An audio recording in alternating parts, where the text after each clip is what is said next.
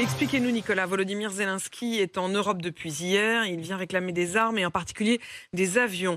Il a été reçu hier soir à l'Elysée, une des 3 étapes de sa tournée improvisée. Oui, visite surprise annoncée au tout dernier moment pour des raisons de sécurité. Sa visite en Angleterre est restée secrète jusqu'au dernier moment. Sa venue en France n'a été confirmée qu'hier en milieu d'après-midi. Et sa présence aujourd'hui à Bruxelles n'a été rendue publique qu'en début de soirée. Ce n'est d'ailleurs en un an de guerre que la deuxième fois que le président sort d'Ukraine après une visite aux États-Unis en décembre. Il a donc été reçu à dîner à l'Elysée hier en compagnie du chancelier allemand. Oui, et déjà au printemps dernier, Olaf Scholz et Emmanuel Macron s'étaient rendus ensemble à Kiev. C'est une façon très claire, donc 2 fois de suite, de montrer que Paris et Berlin sont sur la même ligne. Une position qui a longtemps été celle d'un soutien à l'Ukraine, mais avec, on va dire, moins d'enthousiasme que les anglo-saxons, moins d'investissement et plus de prudence. Mais hier soir, à l'Elysée, Emmanuel Macron et Olaf Scholz ont montré que la France et l'Allemagne avaient bougé. Emmanuel Macron a parlé du soutien indéfectible de la France envers l'Ukraine et il a martelé que la Russie ne peut ni ne doit l'emporter. Volodymyr Zelensky a bien noté ce changement de ton du président français.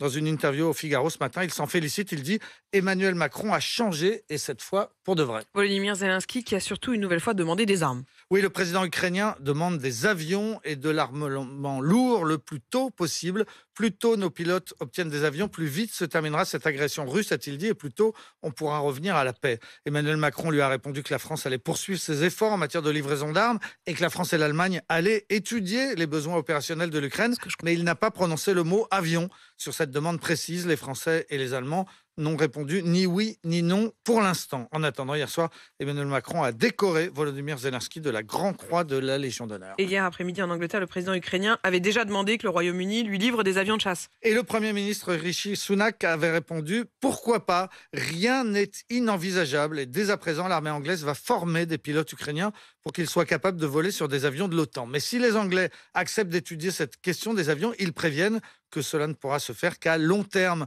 Volodymyr Zelensky a appris hier que pour former un pilote sur les Typhoon, les meilleurs avions anglais, il faut compter 3 ans. Ce n'est donc pas demain que les avions de chasse anglais ou européens pourront changer le cours de la guerre.